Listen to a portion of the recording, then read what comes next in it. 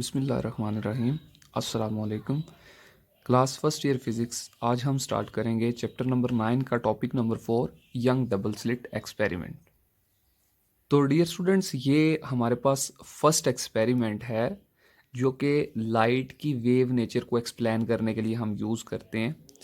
हमने देखा था कि फिज़िकल जो हम ऑप्टिक्स को अभी ये जो चैप्टर हम पढ़ने जा रहे हैं इसमें हम 3 टाइप्स के जो फिनोमेना हैं उनको डिस्कस करेंगे लाइट की वेव नेचर के लिए। उसमें हमने देखा था इंटरफेरेंस, डाइफ्रैक्शन और पोलराइजेशन। उनमें से जो फर्स्ट वन था इंटरफेरेंस, उस इंटरफेरेंस को एक्सप्लेन करने के लिए यंग डबल स्लिट एक्सपेरिमेंट हम यूज़ करेंगे और इसी के थ्रू हम जो लाइट की इंटरफेरेंस होती है उसको स्टडी करेंगे। तो चलिए स्टार्ट करते हैं कि यंग डबल स्लिट एक्सपेरिमेंट है जो ये हमें कैसे इंफॉर्मेशन देगा लाइट की इंटरफेरेंस के बारे में। ठीक है, और एक आपका ये एक इम्पोर्टेंट क्वेश्चन है जो कि काफ़ी दफ़ा बोर्ड के पेपर्स में भी रिपीट हो चुका है। तो कोशिश कीजिए कि लेक्चर पूरा सुने और इसको अच्छी तरह से समझें। तो यंग एक साइंटिस्ट था जिसने एक एक्सपेरिमेंट के थ्रू 1801 के अंदर एक एक्सपेरिमेंट करके ये चीज़ परफॉर्म की थी कि वाकई ही जो लाइट है वो वेव नेचर रखती है। उसके लिए उसने एक इंटरफेरेंस का फिनोमेना था जिसको यूज़ करते हुए देखा कि लाइट वेव नेचर भी रखती है। तो बेसिकली जो ये टॉपिक हम स्टडी करने जा रहे हैं इसका मकसद भी यही है कि कैसे यंग ने ये चीज़ प्रूव की कि लाइट वेव नेचर रखती है। उसके लिए यंग डबल स्लिट एक्सपेरिमेंट को यूज़ किया गया। अब देखते हैं कि young double slit experiment basically होता क्या है। ठीक है, अब आप कंफ्यूज हो रहे होंगे वर्ड डबल स्लिट से। डबल स्लिट से क्या मुराद है? स्लिट कहते हैं किसी ओरिफाइस को, किसी एक सुराख को। ठीक है, अभी हम देखेंगे हमारे पास एक ये स्क्रीन है जिसको हमने ए स्क्रीन का नाम दिया। इसमें हमने एक स्लिट रखी हुई है, एक सुराख रखा हुआ है। यहाँ से इंसिडेंट जो वेव्स हैं वो in the form of plane waves यहाँ से इंटर होंगी इस ओरिफाइस से, इस स्लिट से। यहाँ पे हम इसके लिए वर्ड स्लिट यूज़ करेंगे। देखें, जब यहाँ से ये प्लेन वेव्स इंटर होंगी तो ये स्फेरिकल वेवलेट की फॉर्म में यहाँ से इंक्रीज होना शुरू होंगी, ये यहाँ से प्रोपागेट करना शुरू होंगी। और इस स्क्रीन के सामने हमने एक और स्क्रीन प्लेस की हुई है, उसको हम डबल स्लिट का नाम दे रहे हैं। यही बेसिकली डबल स्लिट है, एक स्क्रीन है जिसमें 2 सुराख हमने रखे हुए हैं और उनमें से ये जो स्फेरिकल वेवलेट्स आ रहे हैं ये जब पास करेंगे तो पास होने के बाद ये दोबारा से अपने वेवलेट्स जनरेट करना स्टार्ट करेंगे। हाँ जी, एक चीज़ जो हमने याद रखनी है वो ये है कि जो लाइट हम ले रहे हैं वो मोनोक्रोमेटिक लाइट है। ठीक है, मीन के एक ही कलर की हम लाइट ले रहे हैं। तो यहाँ से फर्दर जब हमारे पास ये सेकेंडरी वेवलेट्स बनना स्टार्ट होंगे और यहाँ पे आप देख रहे होंगे कि ये जो वेव्स हैं ये वेव्स किसी ना किसी पॉइंट पे आपस में इंटरसेक्ट हो रही हैं। अब जो इनकी इंटरसेक्शन है बेसिकली वही हमें इस फाइनल स्क्रीन के ऊपर जो मैक्सिमम यानी कि मैक्सिमा हम यहाँ पे वर्ड यूज़ करेंगे और मिनिमा, मैक्सिमा वर्ड यूज़ करेंगे हम ब्राइट फ्रिंज के लिए और मिनिमा वर्ड यूज़ करेंगे डार्क फ्रिंज के लिए। मीन के फाइनल जो ये आपकी स्क्रीन है इसके ऊपर आपके पास ब्राइट और डार्क फ्रिंजेस बनना स्टार्ट हो जाएंगी। जैसे कि यहाँ पे मैंने ये शो किया हुआ है। अब ये जो ऊपर वाला रीजन है इसको हम ब्राइट फ्रिंज लेंगे और ये जो मैंने यहाँ पे डार्क किया हुआ है इसको हम डार्क फ्रिंज लेंगे। तो इस तरह की आपके पास यहाँ पे फ्रिंजेस बनना स्टार्ट हो जाएंगी। अब मैक्सिमा जो बन रहा है या जो ब्राइट फ्रिंज बन रही है वो कब बनेगी आपके पास?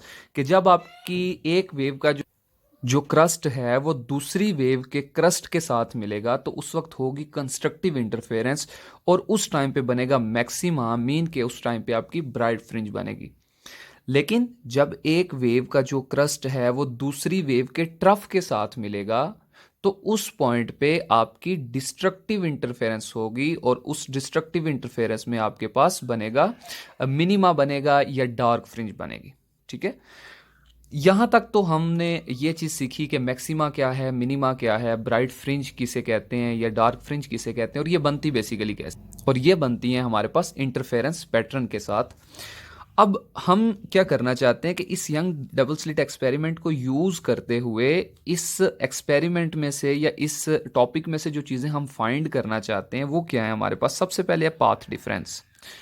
हम पाथ डिफरेंस फाइंड आउट करना चाहते हैं कि वो पाथ डिफरेंस कितना पाथ डिफरेंस हो सकता है जो कि कंस्ट्रक्टिव और डिस्ट्रक्टिव इंटरफेरेंस को प्रोड्यूस करेगा। फिर सेकंड पॉइंट है कि हम अगर सेंटर पॉइंट या सेंटर ब्राइट से किसी भी डार्क या ब्राइट फ्रिंज का जो डिस्टेंस है वो अगर फाइंड आउट करना चाहे उसको हम कैसे फाइंड आउट कर सकते हैं।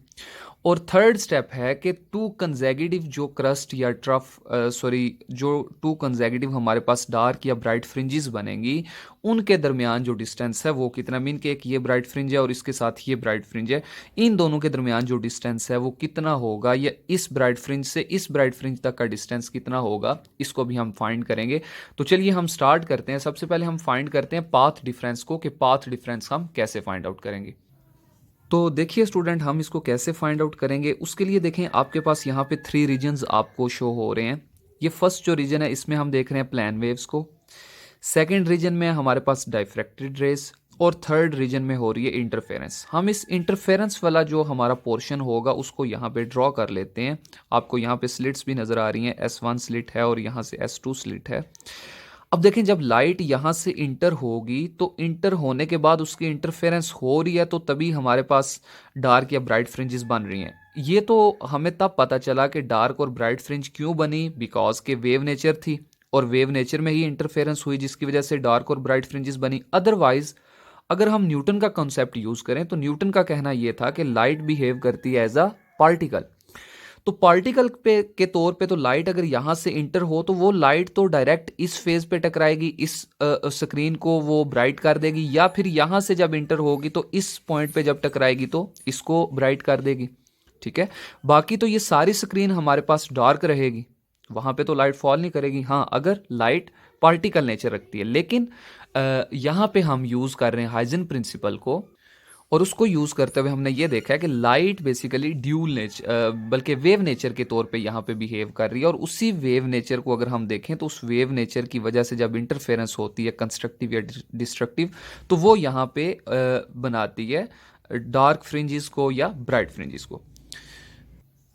अच्छा, अब हम आते हैं पाथ डिफरेंस की तरफ। तो देखें ये हमारे पास एक सेंटर ब्राइट पॉइंट था, तो हम यहाँ पे ये एक ब्राइट पॉइंट लेते हैं, इसको हम पॉइंट पी का नाम दे देते हैं। आपकी बुक में भी उसने इसी तरह से मेंशन किया हुआ है इसको। अच्छा, आप देख रहे होंगे कि स्लिट S1 से एक रेज जो कि यहाँ से अगर हम उसको डायरेक्ट फॉल करवाएं इस पॉइंट पे तो वो कुछ इस तरह से फॉल करेगी।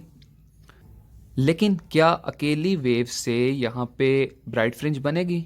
नहीं, उसके लिए हमें एक और वेव भी चाहिए जो इस वेव के साथ जब इंटरसेक्ट हो के कंस्ट्रक्टिव इंटरफेरेंस करेगी तो तभी हमारे पास ब्राइट फ्रिंज बनेगी।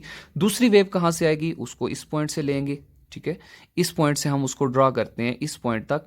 ठीक है, और अब इसके बाद क्या करते हैं, हमने फाइंड करना है पाथ डिफरेंस को। पाथ डिफरेंस फाइंड आउट करने के लिए हम यहां से एक नॉर्मल ड्रा कर कुछ इस तरह से।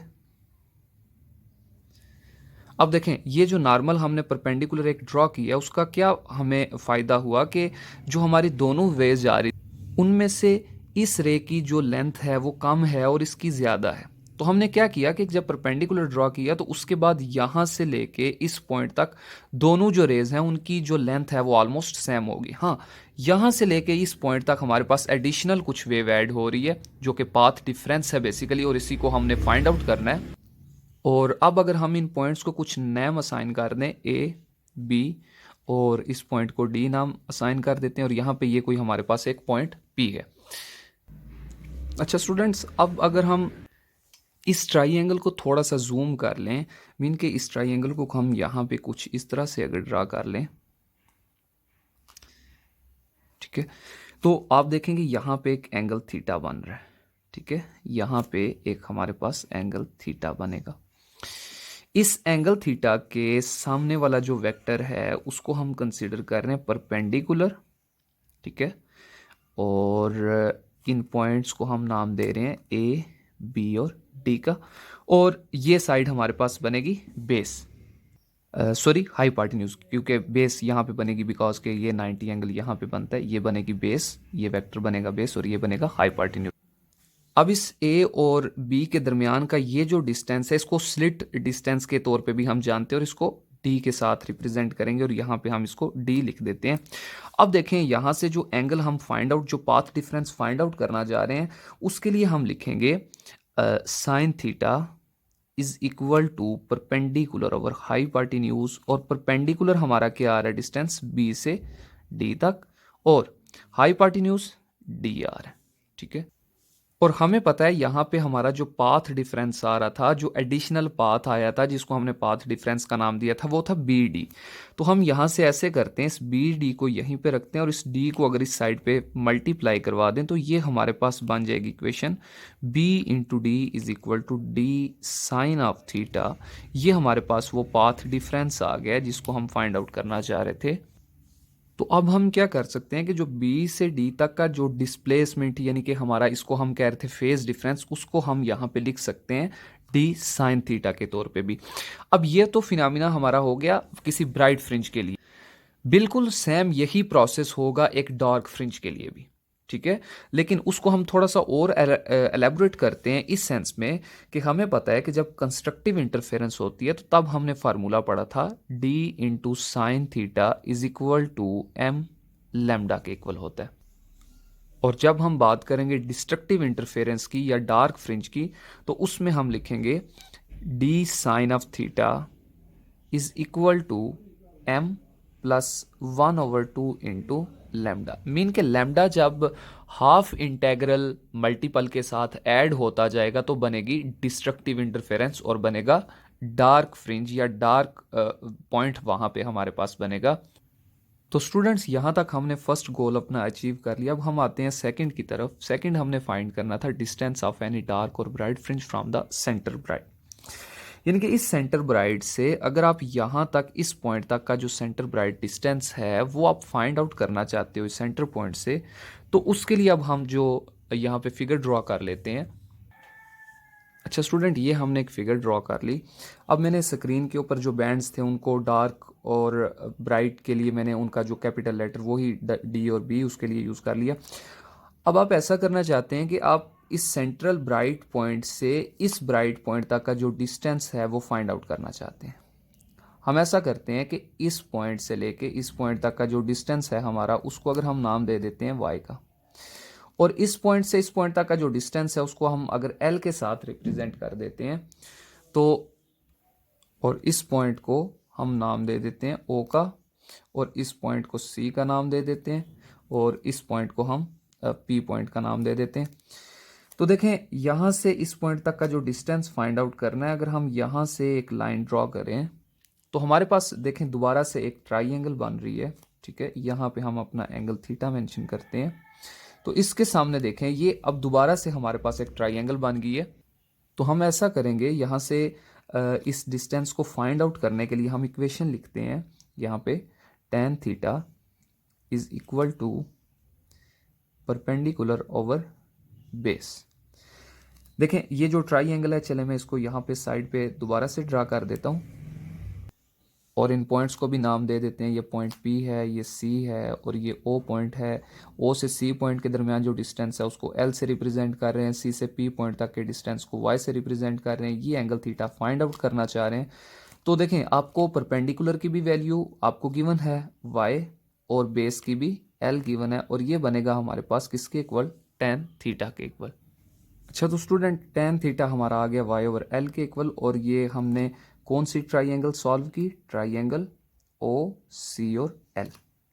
अच्छा अब हम इस वैल्यू को यूज करके देखेंगे कि हमारी ये जो इस ब्राइट फ्रिंज से इस ब्राइट फ्रिंज तक का जो डिस्टेंस आ रहा है उसके लिए कंस्ट्रक्टिव इंटरफेरेंस की जो इक्वेशन बन रही थी हमारे पास, हमने जो ये इक्वेशन यूज की थी इसको हम यूज करेंगे। क्या यूज करेंगे, d into sine of theta is equal to m lambda. लेकिन जब आपके पास थीटा एंगल बहुत ज़्यादा स्मॉल हो तो उस टाइम पे हम जो साइन थीटा है उसको tan थीटा के साथ रिप्लेस कर देते हैं। हम लिखते हैं कि when theta is very small, तो हमारे पास जो tan थीटा है या जो साइन थीटा है वो इक्वल किसके होता है, tan थीटा के होता है। तो यहाँ पे हम इस इक्वेशन की जगह लिख सकते हैं d into tan of theta in is equal to m lambda, और इसकी जगह हम पुट कर दें d इंटू टेन थीटा की वैल्यू हमारे पास जो आई है y over l is equal to m lambda put कर देते हैं। तो यहाँ से हम ये जो डिस्टेंस y फाइंड आउट करना था उसको सेपरेट कर लेंगे, ये l इधर मल्टीप्लाई हो जाएगा एम एल लैम्डा ओवर ये d डिवाइड कर देंगे।